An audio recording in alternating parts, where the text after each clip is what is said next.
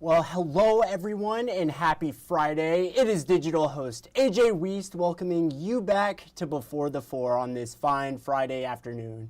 Wherever you're watching Before the Four today, whether it's on Facebook, YouTube, or the 48 Now live stream, as always, thank you so much for watching and spending just a little bit of your Friday afternoon here. We have quite a bit to jump into today, so I say it's about time we start things off. And let's begin in Madison, where city leaders have now officially cut the ribbon on the new I-565 interchange. And it's certainly quite the home run for baseball fans coming out to Toyota Field.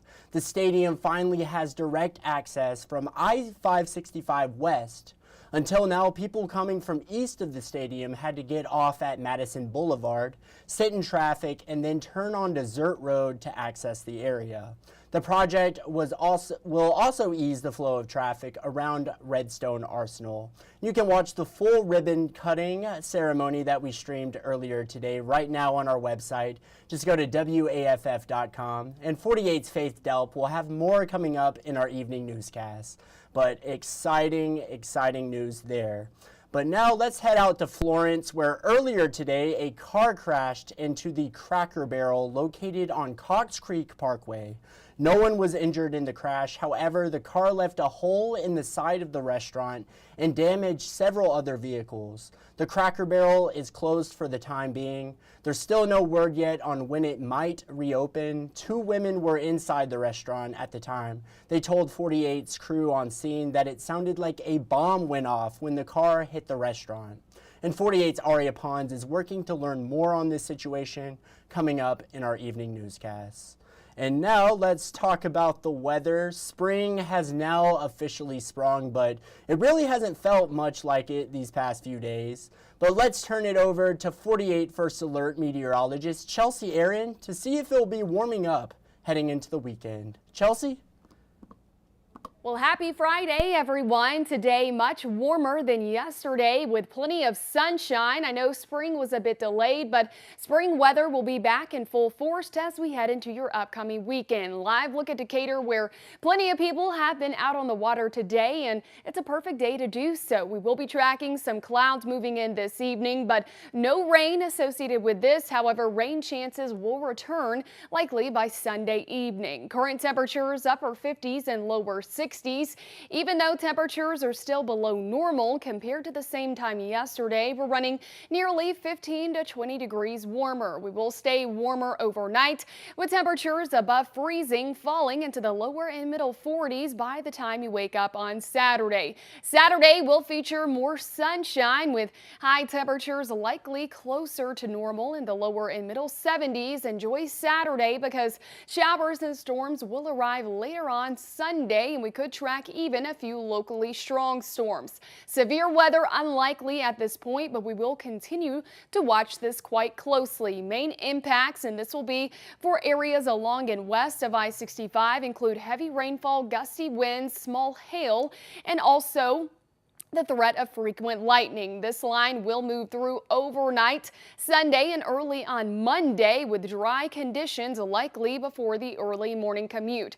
Temperatures will slightly cool on Monday, dropping back into the 60s, but we will see temperatures warm back into the 70s through the rest of the week. Rainfall totals will be beneficial anywhere from half an inch to an inch and a half area wide. And again, beautiful weather will return through much of next week with afternoon highs each day ranging in the lower and middle 70s. One last look at your 7 to 10 day forecast. Havoc back in town this evening and also tomorrow night. Perfect weather to go. Just keep the rain gear handy on Sunday and don't forget to join us at 4 o'clock. Well, thank you, Chelsea. And now a story, in case you missed it, you can only find on 48. Yesterday, 48's Faith Delp landed an exclusive interview with a family member of the 21-year-old who authorities say admitted to murdering his grandparents last month. Kenneth and Antoinette Skaggs were his grandparents' names. Officials say Xavier Cole admitted to telling his grandmother, Antoinette, that he loved her as he killed her. Take a listen to what his family is saying now. Kenneth Skaggs Jr. says that he would travel from Chicago to visit his mom and dad, Antoinette and Kenneth Skaggs Sr., here at the Carriage Court Apartments a few times a year. He says they were wonderful, selfless people who took their grandchildren in as their own. I feel like Alabama lost two of the best people in the whole wide world. Loving, caring, supportive, always trying to go above and beyond for other people. They will be missed. Skaggs Jr. says his parents took in his nephew, Xavier Cole, and Cole's sister as their own when they were babies, adding that his sister, their mother, couldn't take care of them. He says the now 21-year-old Cole lived with them until he was arrested for their murders in February. Skaggs Jr. says he was very fond of Cole when he was young, but about 2 years ago, he and other family members saw a change in Cole's behavior. He says Cole began to struggle with his mental health, and the shift in character concerned some of the family. I mean, there was a lot of strange things going on, and the love my mother and father had for him, I think they were just blinded by it, or maybe they didn't want to know it. And now Skaggs Jr. says he just wants to know why his parents were killed. I would like an opportunity for him to tell me what made him think at that time, you know what, I'm just going to go ahead and kill my grandparents and everybody's just going to have to deal with it. That's what I think is unfair. Cole had his preliminary hearing on Tuesday, and the judge bound his case to a grand jury. He is now being held without bond in the Madison County Jail. Reporting in Huntsville, Faith Delp 48 News on your side. Well, yesterday afternoon, President Trump signed an executive order to dismantle the Department of Education. 48's Nick Ballinger tells us what this now means for education here in the state of Alabama. We can talk about the elephant in the room of the Department of Education. Huntsville City School Board President Carlos Matthews told residents in Huntsville's District 5 Town Hall the impact to public schools after gutting the Department of Education is left to be seen. There is no guidance from the state of Alabama on how this is going to work. Matthews says around 10 to 12% of the district's funding is from the DOE. That's about $33 million. So we have money that's going to impact our teachers, our students, and our special needs students. Matthews' main concern, to keep funding programs for special needs students and Title I for low-income families. Earlier today, White House Press Secretary Caroline Leavitt said special needs funds, Title I, Pell Grants, and federal student loans will be protected. Any critical functions of the department, such as that, will remain. If funds are sent to another agency to be distributed, Matthews says the district could continue to fund those programs for 5 to 6 months from district reserves. He says that could be best-case scenario.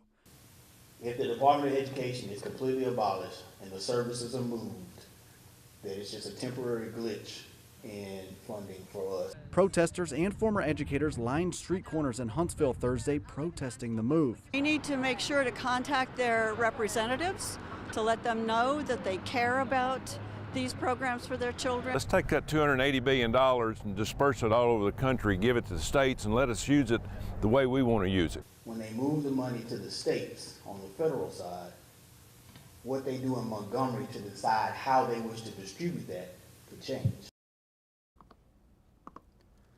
And now, following up on measles, after yesterday, we learned that an unvaccinated child who tested positive for the disease made several stops here in Alabama back in early March. 48's Noah Cowell spoke with health professionals and has everything you need to know to avoid catching the disease. While traveling through the state around 10 days ago, a family made 2 stops in central Alabama, only to find out later that the child was contagious with measles. Dr. Wuest with ADPH says state leaders believe the chances of this particular incident leading to cases here in Alabama are low, but with more cases popping up in states like Texas and New Mexico, this may be our first exposure, but it's unlikely to be our last. Measles is very contagious if you're not vaccinated, but they do believe the child only came into brief contact with others outside the family. We feel like we have a pretty good idea of who even could have possibly remotely come into contact with this individual. And thankfully, they were only traveling through the state. But Stubblefield says they can't know for sure just yet. People who are exposed to measles can take up to 3 weeks to start showing symptoms, which start as fever and cough and turn into a rash days later. And the disease can lead to pneumonia, brain swelling, or in rare cases, even death. But vaccination rates among kindergartners nationwide are declining nonetheless. Measles is out in the United States. We have over 300 cases just this year, and it's just in the beginning of 2025. Infectious diseases will and are assumed to be coming in and out of our state. And we want people to know that the MMR vaccine specifically is the best way to protect yourself against the measles infection. ADPH says even if people do get exposed to measles, they can still get the vaccine less than 3 days afterward to reduce the chances of actually getting the disease. Stubblefield says they will have more updates on the case and the potential of the spread in the coming days. Reporting in Huntsville, Noah Cowell, 48 News, on your side. And heading out to Decatur, where authorities are still searching for the serial rapist that has been illegally entering people's homes and sexually assaulting them. 48's Callie Neese spoke with interim police chief Nadis Carlisle, who says the search is narrowing. Interim Chief of Police Nadis Carlisle says they have been searching hard and have received tips from the public that have helped to narrow down their search, but he still wants the public to be on the lookout. The first attack happened back in April of last year and the other two in December. Each time, a man got into the home through an unlocked window and sexually assaulted his victim. Carlisle says the man they are looking for is a black man between the ages of 20 and 45, 5'6" to 5'9" in height, with a slender to medium build. He says the age range is so wide because the victims were not too sure about how old this man might be. Carlisle says they've received recent tips that have helped them in their search. We've had a few tips come in lately, and they have been looked into. The results of those are they've cleared some people from being suspects, and but we're looking hard. Carlisle says they are hoping to get more insight from forensics. We're waiting on some analysis now. We've sent some things off to the Department of Forensic Sciences, and we're waiting to know if we got hits or not. Carlisle wants to remind everyone to lock your windows and keep your eyes out for suspicious behavior. Anyone that they see acting suspiciously around apartments or homes, they need to call and report, especially if he's in this general description range. We need to hear about it. Carlisle says there have been no other reports made in connection to the suspect since the last one in December. Reporting in Decatur, Callie Neese, 48 News, on your side. And now coming up after the break, we'll talk about a new tree getting planted at Montesano State Park. No spoilers, but the tree spent about a month in outer space. Super cool. We'll talk about that coming up. A few things you can do this weekend here in Huntsville, and a cop car that is almost guaranteed to stop speeding drivers. It's all ahead. I'll see you all in 1 minute.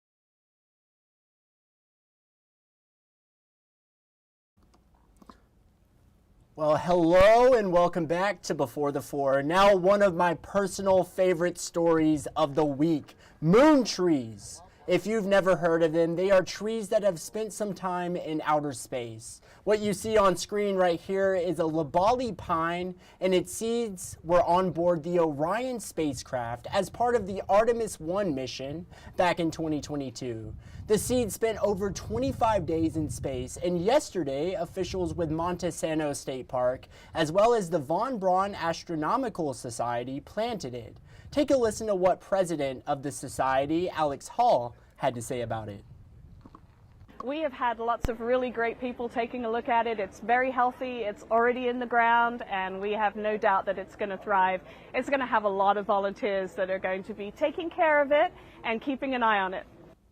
Super cool stuff. And of course, the Orion spacecraft that these seeds were planted in were developed at the Marshall Space Flight Center here in Huntsville. You can read more about this awesome tree on our website. Right now, just go to WAFF.com. But now, speeding drivers, listen up. Huntsville Police has a car that is guaranteed to catch you. Well, at least guaranteed to catch me anyway. Last week, I spoke with Huntsville Police Officer Bruce Jansen, who wears multiple hats with the department. He's even a Ford Mustang trainer. Take a listen to what he had to say about this one speedy car the department has. The reason I ask about the Mustang, we get your weekly emails, and I see that you are an HPD Mustang trainer. Yes, so the Huntsville Police Department back in 2015, the nice folks at Woody Anderson Ford were nice enough to donate the city a 2015 Mustang GT. But it's not just any regular Mustang GT, it's supercharged, it's got Roush suspension and brakes and exhaust and stuff on it. It makes around 700 horsepower. So its main job is to sit out on the interstate, and if anybody's out there flying down the interstate, that car will catch you. So it's I think 0 to 60 in like 4 seconds, 0 to 110. So it'll definitely catch me. It'll get up and go. You know, the city has no money other than just the stripes, and the light bar was off of an SUV. All the equipment was out of older patrol cars, and you know, the folks at Woody's, they were nice enough to donate that entire car, and you know, it has done its job for, I guess, 10 years now. So, I mean, we'd always love another one, just in case, you know, you're out there listening. We'll be glad to have another one donated. But that car has been excellent, and it has caught many people speeding, and probably saved a good number of lives by catching those people and slowing them down. Yes. Super cool stuff. Well, if you're looking for something to do this weekend and you're a woman veteran, a Women's Veteran Fellowship is coming to town tomorrow. VFW Post 2702 is hosting their first Female Veterans Fellowship at the Post. Digital host Tatiana White recently spoke with Deputy Chaplain Carrie Childress. Take a listen to what she had to say about this weekend's fellowship. The Veterans of Foreign Wars Post 2702 will be hosting a fellowship bringing women veterans together to celebrate service and sisterhood. And so can you just start by telling us a little bit about the Female Veterans Fellowship event? What does it entail? So the idea of this is just for female veterans to get together. It's our chance to fellowship and connect with each other. I did have a conversation with the VFW National Commander-in-Chief, Commander Liphart, at our midwinter conference in January, and this is on his to-do list to try and make better. And he has questions like, what legislation can he bring up? What healthcare needs can he bring up at the national level? So this is at a national level. I will say, I want to make a shout out real quick to Audrey Ransom, who is part of DAV Chapter 26 here in town and has been doing yeoman's work, getting lots of services together. She does a women's initiative once a quarter at the VA. So this is a weekend to fellowship. So I just want to make sure that she gets a shout out because she's been doing this so much, and we couldn't be doing this really without her because this is a niche, and sometimes us as female veterans, we can feel a little on this, on the side. Somebody's like, "Oh, you're the wife." Yeah. No. I'm the one that actually went out. No. Yes. I did it. Yes. Thank you for having me. I really appreciate it. And like I said, just thank any veteran, but also let's stop asking, are you the veteran or are you the veteran's wife? Yes. Because we're the veteran. Yes. Powerful stuff right there. And you can find that full 48 Now interview as well as more details right now on our website. Just go to WAFF.com. You'll go to digital shows and 48 Now. But maybe you want to go and see a show this weekend and you're feeling very theatrical. Well, you don't have to go all the way to Broadway to do that. The Grissom High School Theater is putting on their production of Little Shop of Horrors. Opening night was last night, but they still have shows going on all weekend. Tatiana White also spoke with Ruby Hudgens and Lizzie McClure, their student stage managers. Take a listen. We started by doing a cast read-through with everybody, which is really fun to listen to for the first time. And then we do vocal rehearsals, which is when we work with our music director to make sure that they all sound really good. And then we also do choreography, which is where we work with the choreographer to make sure that all of the dances are choreographed. Yes. Well. And then we also do blocking, which is where our director tells all the actors what to do and when with their lines. And then we start putting them all together to make a whole cohesive thing. It's really fun. And behind the stage that we never see is our amazing set people. Yes. Our parents and volunteers that come, and they work like 3 nights a week, if not more, from like 5 to 8, if not longer, every night to make sure that we have our turntable proper, our puppet.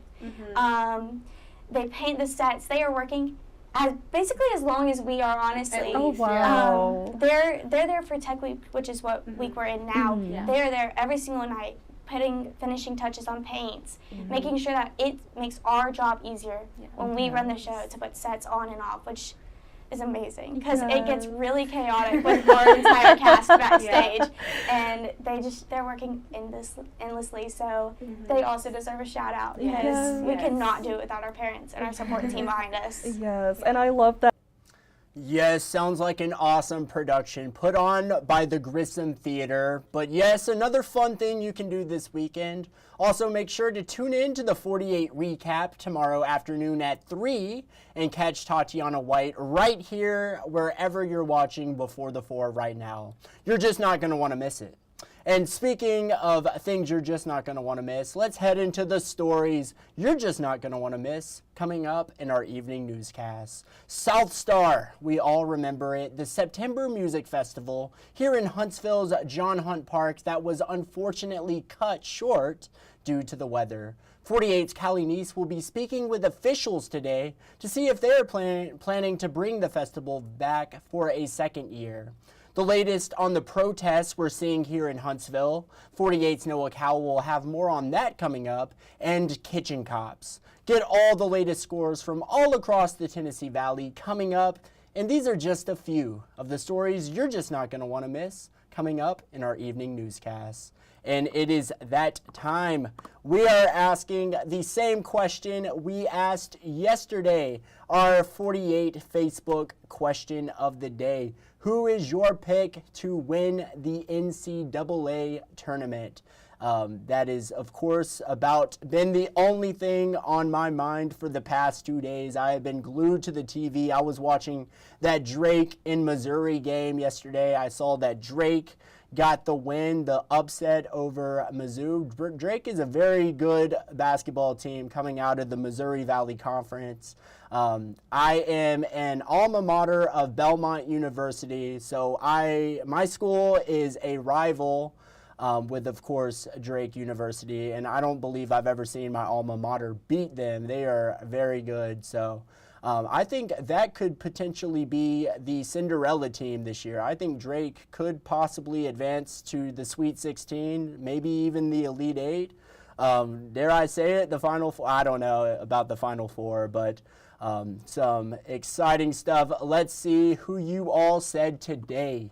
Jason said Houston is looking pretty good right now, too. Houston is definitely another favorite. They are looking Very, very good. Jason, thank you so much. And then Daphne said she is rooting for Bama. I am as well. It was a scare earlier today against Robert Morris. I think Robert Morris took the lead with like 6 minutes left in the game, something like that. But Bama was able to close it out and advance. Survive and advance. That's what March Madness is all about. But Daphne said if they lose, she is hoping the Gators win. You know, Daphne, I think I agree with you. I think I am rooting for Bama, but if they lose, I do hope the Gators win. Also, can't forget about Auburn as well. Auburn plays Creighton tomorrow afternoon or tomorrow evening. That should be a really good game, especially the way Creighton shoots threes, but also the way Auburn shoots threes as well, so that should be a really good game. But yes, thank you all. And then Shane said, I predict a basketball team will win. Well, Shane, cannot argue with that. I think that could possibly be the case this year. But thank you so much for commenting, and everyone who commented on our 48 Facebook question of the day. Thank you so much for commenting. I always look forward to seeing what you all have to say. But that is just about it for today's Before the Four. Thank you all for sticking around and spending a bit of your Friday afternoon here. Whatever you're planning on doing this weekend, whether you're a female veteran and you would like to go to the fellowship, or you want to see an awesome show that Grissom High School is putting on, Little Shop of Horrors, you can do that. So much to do this weekend. Whatever you choose to do, have fun doing it and stay safe. Enjoy tonight's evening newscast. If you haven't already done so, make sure you download the 48 digital app, the 48 First Alert Weather app, and the 48 Sports Zone app. Turn on those push notifications, and you will never miss a breaking news story. Well, that's it for me today, but I hope you all have a great night, and as always, thank you so much for watching.